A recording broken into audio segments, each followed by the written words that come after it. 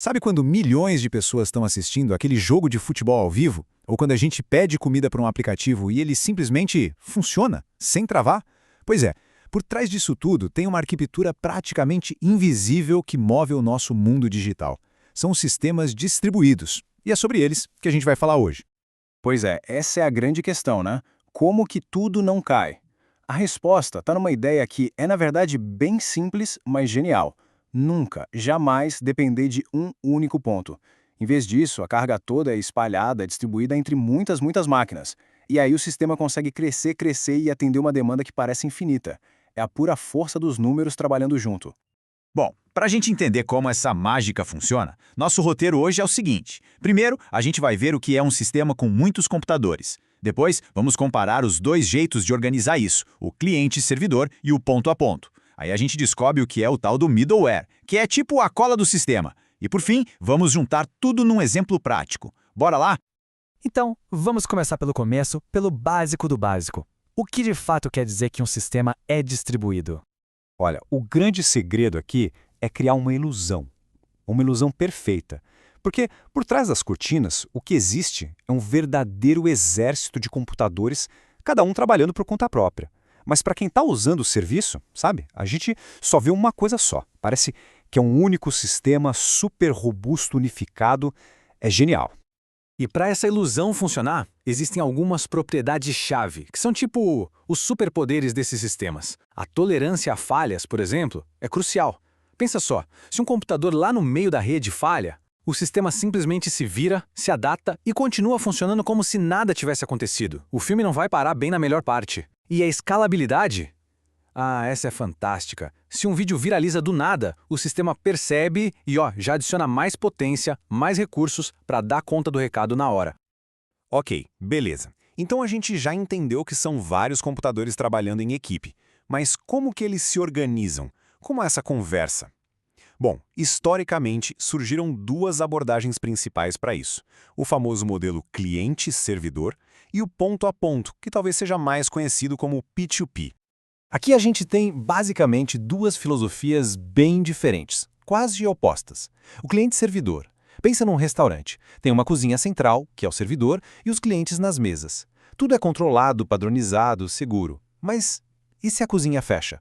Pois é, ninguém mais come. É um ponto único de falha. Já o P2P é tipo um grande piquenique. Todo mundo traz um prato e compartilha com todo mundo. Não tem um ponto central, o que é ótimo. Mas, por outro lado, a organização pode virar um caos, a segurança é mais frágil. É um jogo de vantagens e desvantagens. Tá, mas e se a gente pudesse pegar o melhor dos dois mundos? Tipo, a resiliência do P2P, sem aquele ponto central de falha, mas com um pouco mais de ordem e organização. Pois é, essa busca levou a um terceiro modelo, uma abordagem meio híbrida, a arquitetura descentralizada. Pensa assim, é como se fosse um P2P, só que com um objetivo comum muito claro. Não tem um chefe, uma autoridade central. Em vez disso, todos os participantes, que a gente chama de nós, colaboram para manter um tipo de registro único e compartilhado. Se isso soa familiar, é porque é exatamente a ideia por trás do blockchain e do Bitcoin. E qual é o maior desafio disso tudo? O tal do consenso. Imagina o trabalho que dá a fazer com que milhares de computadores, espalhados pelo mundo, concordem sobre a verdade o tempo todo. É complexo pra caramba. Beleza. Então a gente já tem os computadores e o jeito de organizar eles. Mas como é que eles conversam de verdade? Especialmente se foram feitos por equipes diferentes, usando tecnologias que não têm nada a ver uma com a outra. É aí que entra uma pecinha fundamental, uma camada de software que funciona como a cola do sistema, o middleware. Para entender o que o middleware faz, vamos usar uma analogia. Imagina um carteiro digital. Um sistema precisa mandar uma mensagem para outro. Só que o sistema que vai receber está ocupado, sobrecarregado. E aí, como garantir que essa mensagem não vai simplesmente se perder no meio do caminho? Bom, esse é exatamente o trabalho de uma ferramenta chamada RabbitMQ. Ele é esse carteiro. Ele funciona como uma caixa de correio digital, uma fila. O sistema que envia a mensagem só deposita ela lá e vai cuidar da vida dele. Não precisa ficar esperando o outro receber. E o sistema que recebe pega a mensagem quando puder. Isso significa que, voltando ao exemplo do delivery, se a cozinha está lotada de pedidos, os novos pedidos não são perdidos. Eles só ficam ali esperando na fila. Ok, agora vamos para outro cenário. Imagina que uma informação, um evento, precisa ser visto não por um, mas por vários sistemas diferentes. E todo mundo tem que ver ao mesmo tempo, em tempo real, assim que a coisa acontece. É para isso que serve outra ferramenta, o Apache Kafka. Ele funciona como aquele quadro de avisos digital gigante da nossa analogia. Não é uma conversa de um para um, é uma transmissão de um para muitos.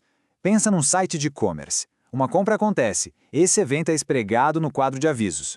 A partir daí, o sistema que detecta a fraude, o sistema que analisa os dados e o sistema de estoque, todos eles podem ler esse aviso ao mesmo tempo e reagir. Tudo em tempo real. Certo. Mas e se a gente não precisar nem de fila, nem de um quadro de avisos? E se a necessidade for de uma chamada super direta, quase instantânea, entre dois serviços? Tão direta que parece que eles são parte do mesmo programa. Para esse caso, a ferramenta se chama gRPC. Ele é o nosso tradutor super rápido. Ele permite que um serviço chame uma função que está em outro serviço, em outra máquina, de um jeito tão rápido e eficiente que é como se estivesse chamando uma função dentro do seu próprio código. Ele basicamente elimina toda a burocracia da comunicação pela rede. É uma linha direta de altíssima performance entre os programas. Bom, então a gente já viu os conceitos, as arquiteturas e a cola que une as peças. Agora, chegou a hora de juntar tudo isso e ver como funciona no exemplo do mundo real. Um serviço que, olha, com certeza todo mundo aqui usa, mesmo sem saber. Estamos falando da CDN, ou Rede de Distribuição de Conteúdo. É um exemplo clássico e perfeito de um sistema distribuído em ação. Para entender, a analogia é ótima. Em vez de ter uma única livraria gigantesca lá no centro do país para atender todo mundo, imagina ter uma filial pequena em cada bairro. A entrega do livro fica muito mais rápida, né? A lógica da CDN é essa. O processo é de uma simplicidade genial. Primeiro, alguém faz uma requisição. Clica para ver um vídeo, baixar uma atualização de jogo, qualquer coisa. Aí o sistema da CDN, que é super inteligente, identifica qual servidor da sua rede está geograficamente mais perto daquela pessoa. E pronto, o conteúdo é entregue a partir desse servidor vizinho. O resultado final, o vídeo carrega mais rápida, a rede não fica congestionada e o servidor principal, lá longe, fica bem mais aliviado. Mas atenção aqui para um detalhe que é super importante. Apesar de ser toda espalhada geograficamente, uma CDN não é um sistema ponto a ponto, tá? Na verdade, ele é uma aplicação muito inteligente do bom e velho modelo cliente-servidor. Existe uma empresa central que é dona e que controla todos esses servidores. E as pessoas que usam são sempre os clientes, fazendo o download do servidor mais próximo. É distribuído, mas com controle central. Bom, depois de a gente ter explorado todas essas possibilidades, né, P2P, descentralizado, a conclusão sobre o que realmente sustenta a internet que a gente usa hoje talvez seja um pouco surpreendente. Porque, no fim das contas, a verdade é que, para a imensa maioria das aplicações modernas, desde sites até serviços na nuvem, o modelo cliente-servidor continua sendo o rei. Ele ainda oferece o melhor equilíbrio entre simplicidade, controle e escalabilidade. Por mais que os modelos P2P e descentralizados sejam super inovadores, é a arquitetura clássica que, de forma silenciosa, ainda sustenta quase tudo o que a gente faz online. Isso, claro, deixa uma pergunta no ar, uma provocação para o futuro. Conforme o nosso mundo digital fica cada vez mais complexo, com inteligência artificial, internet das coisas, tudo conectado, será que esse modelo clássico, o cliente-servidor, vai dar conta do recado? Ou será que o futuro é, na verdade, um híbrido, uma fusão de todas essas arquiteturas, criando sistemas que hoje a gente nem consegue imaginar? Fica aí a reflexão.